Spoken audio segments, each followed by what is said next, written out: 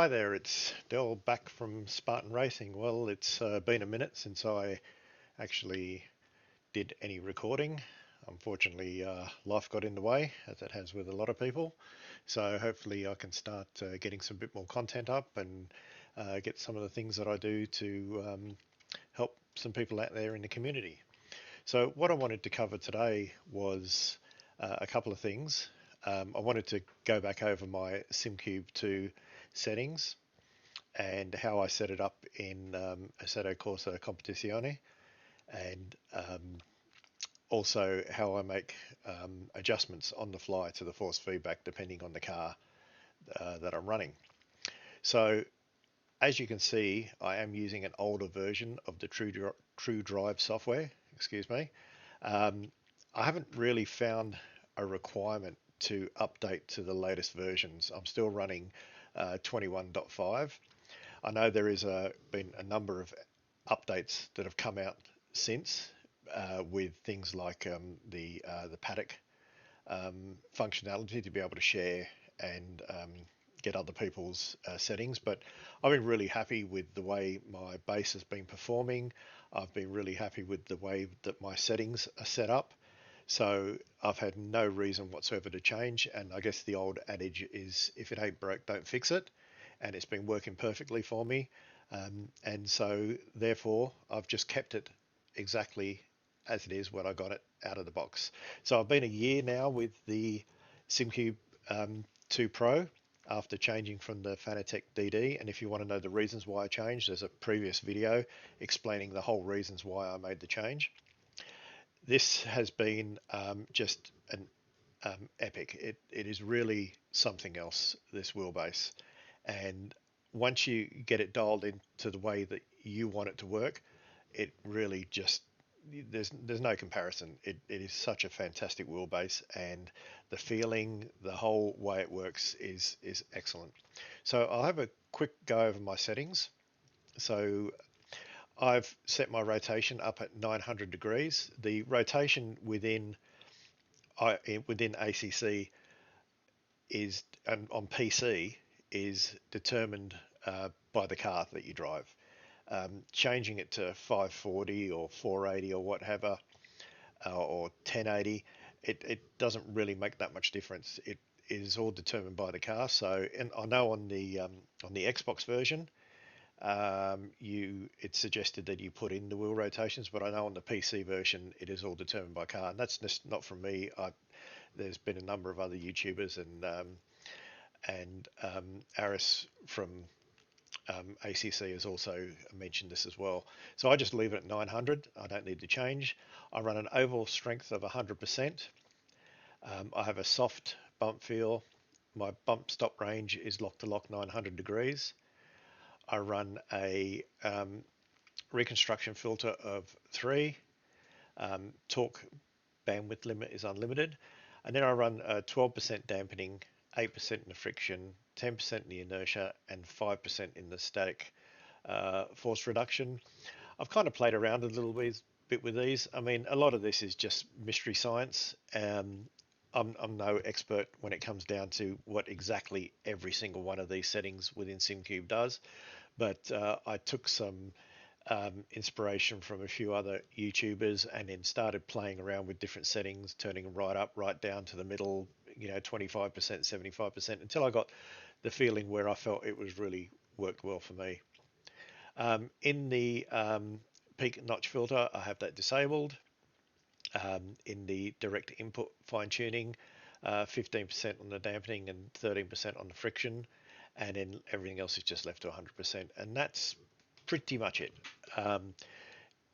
Nothing more than that. It's worked well for me. I have there's been a few other people that have used these settings, and they have come back to me and said, "Look, it feels really great for ACC." This may not be the case for iRacing or for anything else, but I just primarily race in ACC, so therefore I haven't needed to change it. Now, I will give you a look at the my iRacing setup, and I've got my iRacing setup. Here we go. Now, the iRacing setup, I do have it set up because I was running mainly F3 and F2. I do have that rotation changed to 540, but everything else is literally the same. I haven't really changed anything else, and again, that just feels great for me. But we're really here more to focus on with ACC. So I have the high torque mode on, obviously. So that's pretty much how I have it set up. There's nothing more than that, and I just leave it all the same, and then I'll make adjustments within the sim. So let's load up ACC and have a look at what I've got set up within that. Just bear with me while it loads for a second. Okay, so now that we got the sim up and running, let's have a look at what my options are. So I go into the option screen, controls, and as you can see here, my gain is at 53%, which is going to be more than likely too high for some people, which that's fair enough. I happen to like it up at that sort of level because I like to get a fair, sort of a stronger feel through the bass. One of the reasons as well is I use a GSI wheel, which is fantastic sim wheel, but is about 330 mils wide and quite a heavy wheel. So it just adds a little bit more to the needs a little bit more to get the forces, the feeling of the forces through it. So this is why I have this up sort of around this high, but we can adjust this on the fly. Minimum forces 0, damper 0. I have my dynamic dampening at 50%, my road effects at 50%, and my frequency at 400 Hertz. And as you can see here, the steering lock is also at 900 degrees. Now, the one thing I do is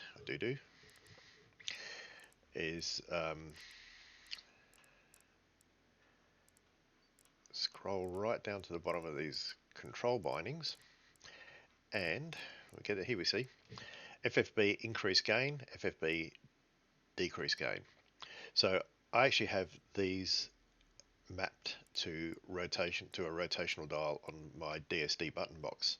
Now, a lot of the sim wheels these days have so many buttons and controls and rotational dials and bits and pieces that you should be able to find some space to be able to have this increase or decrease. And I think what you could probably do is also map it to a keyboard to increase or decrease the force feedback gain.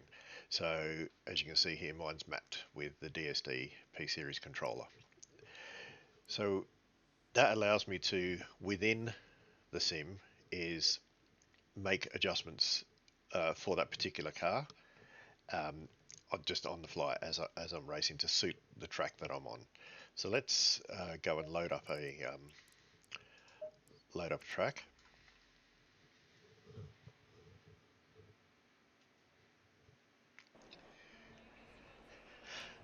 Now,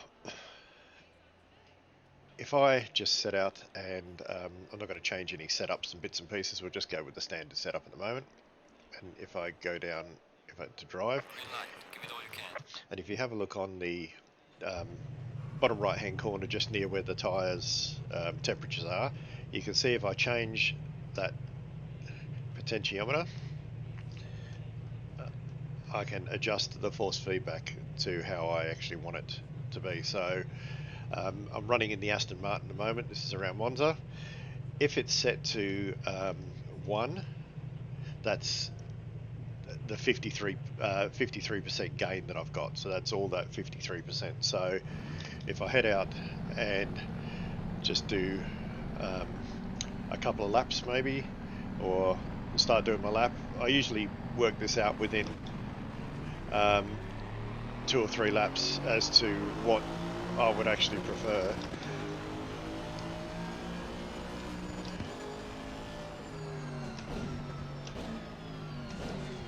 So if I start sort of feeling this is getting this track for this car, that's a little bit tight.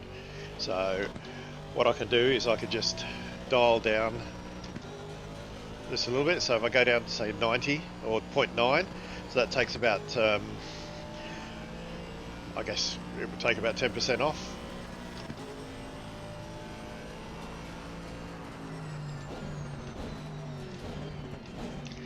and that's starting to feel a lot better now.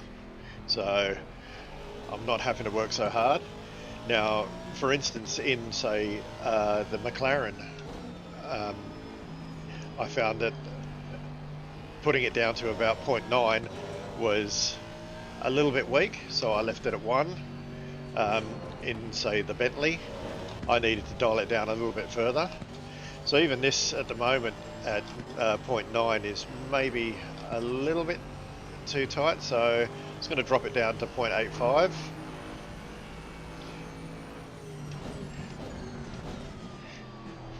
Yeah, that feels a lot better. So the beauty of this is now is when I go to the next track, say for instance I jump onto, from Monza I go over to say Imola, then it'll remember that 0.85 that I have in set for this car, which is a really good feature. So, oh, here we go. Talking and driving at the same time. So that's what I do to set up all my force feedback and how I get the car feeling the way I want it to feel. Now, like I said to you, these settings are probably not going to be right for everybody. I've had some pretty good feedback from people who've used the SimCube settings that I've used and the adjustments that I've made in ACC. The settings on the SimCube will still be, even if you've got a newer version of the firmware and within the SimCube driver, you can still add these settings to it. It still works well. Like I said before, I've just found no reason to need to change what firmware I'm running at the moment. Like I said, it's working fine. Anyway, thank you so much for all the comments and all the feedback. Thank you for the news for everyone who subscribed. It really helps. Sorry it's been such a long time since my last videos. I'll be putting up another video again soon. I'd had a request on what my next level motion settings are that I use. Look after each other, be safe, be well, and I'll talk to you soon. See ya.